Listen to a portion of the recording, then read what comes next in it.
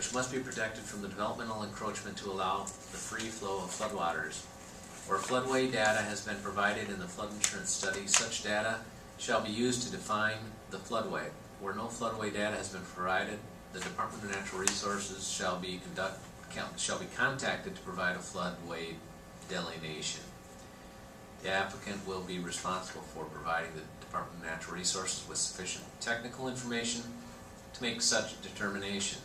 Number 1, no use shall be permitted in the floodway that would result in any increase in the 100-year flood level. Consideration of the effects of any development on flood level shall be based upon the assumption that an equal degree of development would be allowed for similarly situated lands. 2, all uses within the floodway shall A, be consistent with the need to minimize flood damage, B, use construction methods and practices that will minimize flood damage, C, use construction materials and utility equipment that are resistant to flood damage.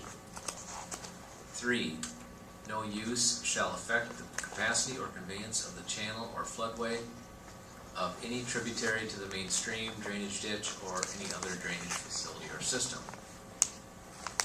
4, structures, buildings, sanitary, and utility systems, if permitted, shall meet the applicable general floodplain standards and shall be constructed or aligned to present the minimal possible resistance to flood flows.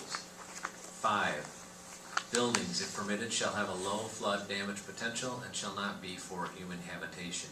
Storage of materials or equipment that are buoyant, flammable, explosive, or injurious to human, animal, or plant life is prohibited.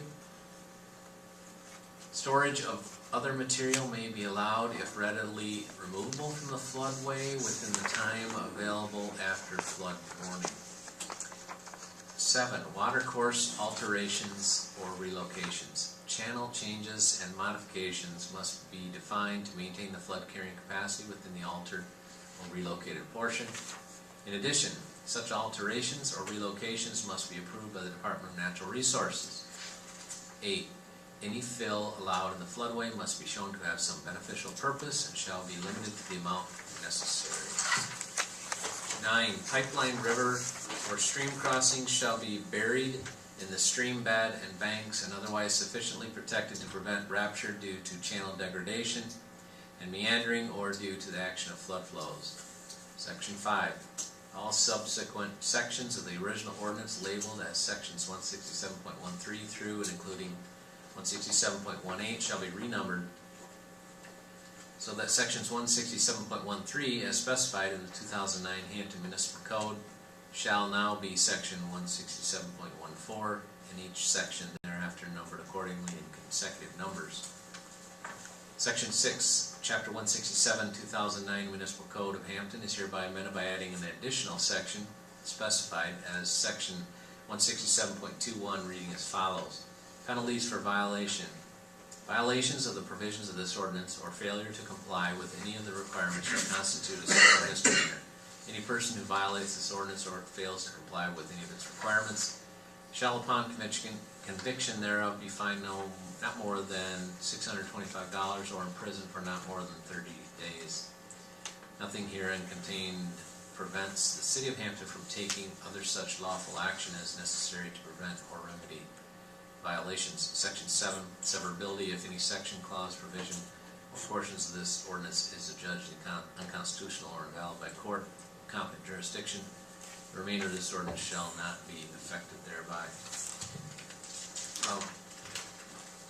In layman's terms, we are considering amending this ordinance because if we don't, we won't qualify to be reimbursed with federal or state FEMA funds in the event of a catastrophe. That's why this is in front of us. And it's just interesting to note, I think, that nowhere in that ordinance does it mention FEMA or the state or anything like that. It's just interesting to know. It's almost as if we created that ourselves. Anyway, if there's no further questions, then I do have a question. Yeah, go ahead. Do you know, this is the map that firm that they're talking about, and they said it was updated in 2012. Do you know if this map has really changed much from when they updated it before? I asked that specifically, if that's changed, then are there some buildings that were already you know, in, that will say, wouldn't have been in the floodplain, that would now be in the floodplain?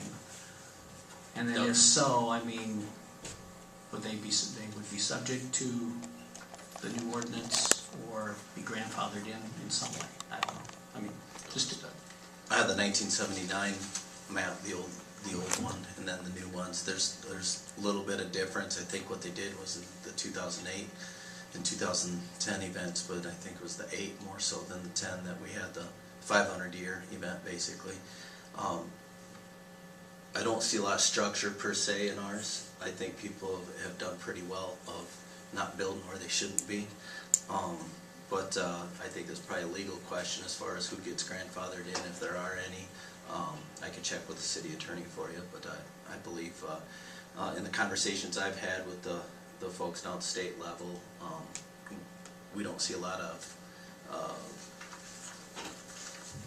impact from it basically, but it will assist in the future. For anything, if someone does bring a building permit in, we're going to verify. I'm not so sure that's been done many years ago.